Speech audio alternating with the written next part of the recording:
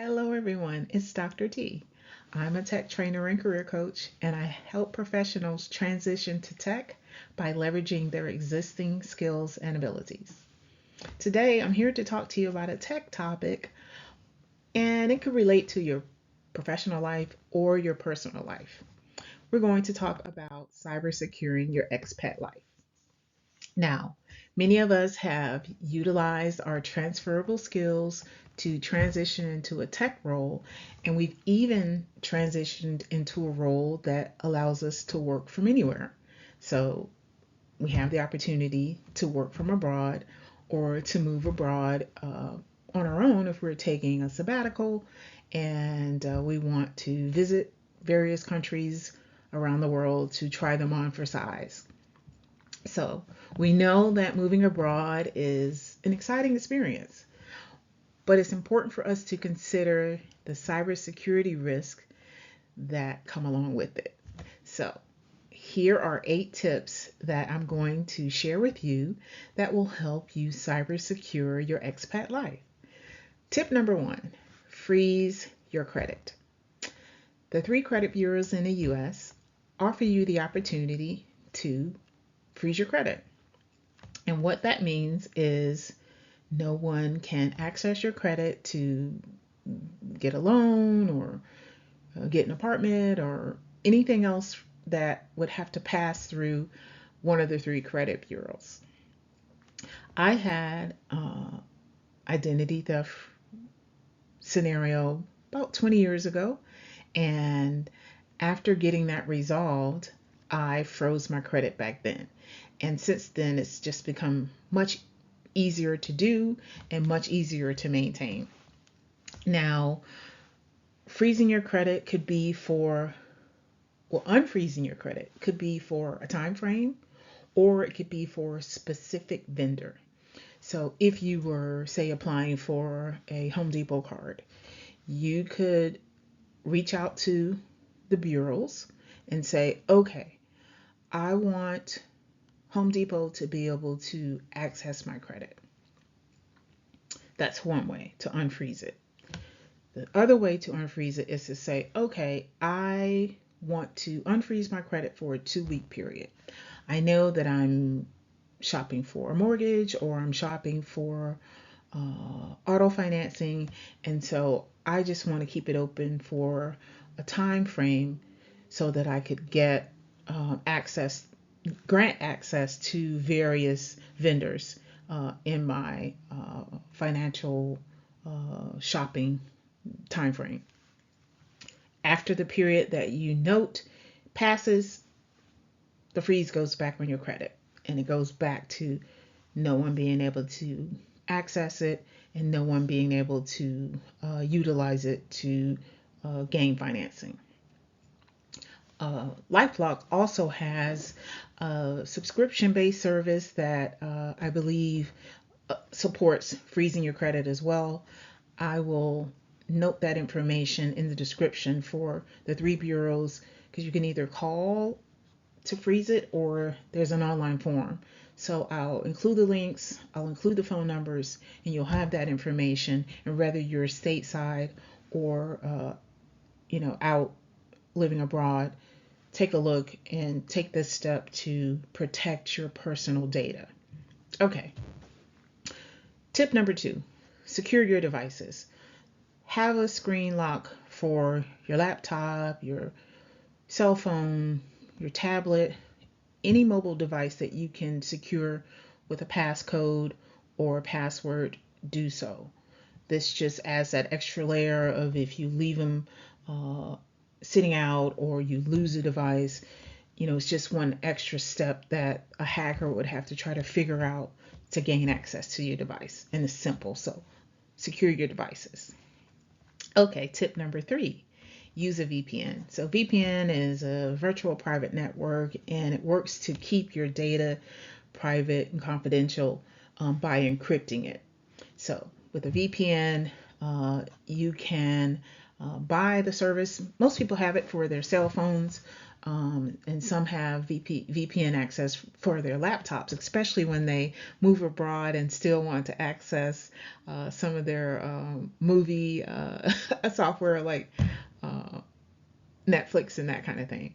But there is a better reason to use a VPN, which is to encrypt your data and to keep someone from snooping and being able to access your confidential data. Okay, tip number 4, back up your data. So, most cell phones will alert you when there's a new security install available. So, back that data up and include any security patches that come along while you're backing up. Um, just have your data in the latest form available to you should your device crash. We all know cell phones, can go out or get impacted by water, and our whole lives are on our devices. So back that data up into the cloud through whatever service provider you have, and also you can take a step and back it up to a flash drive. And if you remain connected to a bank in the U.S., you could get a safe deposit box and actually take that flash drive and put it in your safe deposit box. At least you have something stateside with your critical documents that you may have scanned, or this may be in raw data format that you can have access to in the event that you can't access them from your phone or the cloud. Uh, Tip number 5, be cautious on social media. Don't put everything that you're doing on social media, or if you do decide to do so, do it after you've done it. Do it after you've moved on to your new location that you're scouting.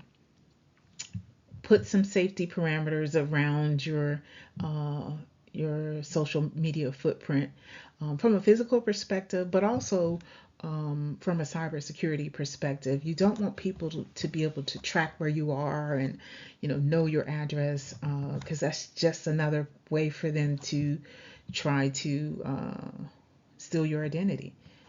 They can place you where you are and use that address to get financial resources, just gain access to your complete identity. So put some parameters around your social media footprint. That's tip number 5. Tip number 6, use strong passwords. In fact, use pass phrases. I want to say that a strong password will have capital letters and digits and special characters all in one, and be a phrase like, I love ice cream, and figure out how to put O's in there, zeros in there for the O's, and threes in there for the E's. Figure out a way to make your password complex. Don't be like that hotel in Granada where the password was 12345 6.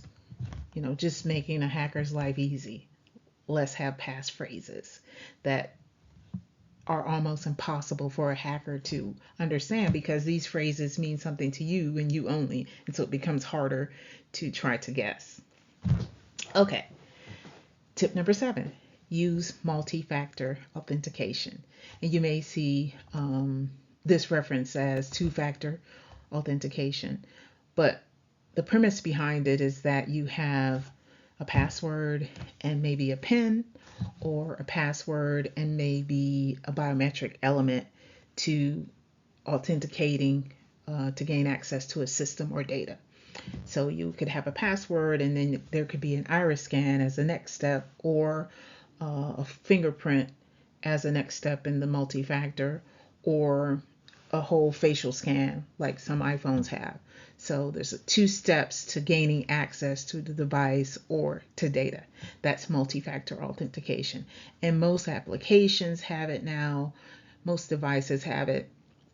So if you have that opportunity, use it. Another way to make the hacker's job more difficult. Okay, the last tip is to place your mail on hold if you are going to be gone from the States for at least 30 days. The U.S. Postal Service will hold your mail for 30 days, and you can renew this if you're going beyond 30 days, but you'll need to complete the online form or complete the physical form and have it dropped back off at the post office while you're gone. And I've done this several times. So I've been gone for, say, 60 days. The first form I filled out, I dropped it off myself at the post office. But then the second form, I filled it out before I left and signed it because it requires your signature. And then I had someone drop it off once the first 30-day expired. That way, I never had my mail delivered to me, and I opted to go and pick up the mail when I returned. You can also do the form online, and that way you yourself are responsible for getting it done. So that's one way to keep your personal documents, your personal information from piling up at home and being accessible to someone who would physically come out and take advantage of you being gone. You could also do a virtual mail service.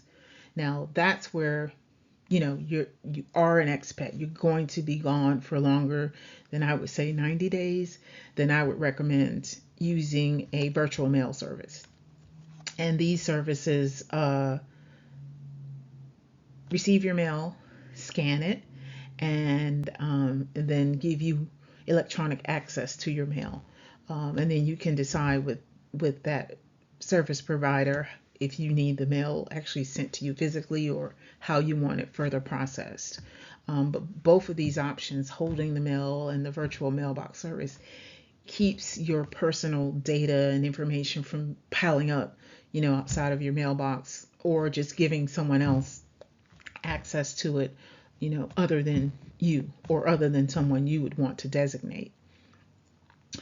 So these are 8 quick tips: freezing your mail, securing your devices, using a VPN, backing up your data, being cautious on social media, using strong passwords, and then having special handling for your mail. I hope these tips are easy for you. And if you need additional information, leave me a message below. But I owe you a few links, and I'll get those and I'll put them in the description. And I'd ask that you like, share, and subscribe.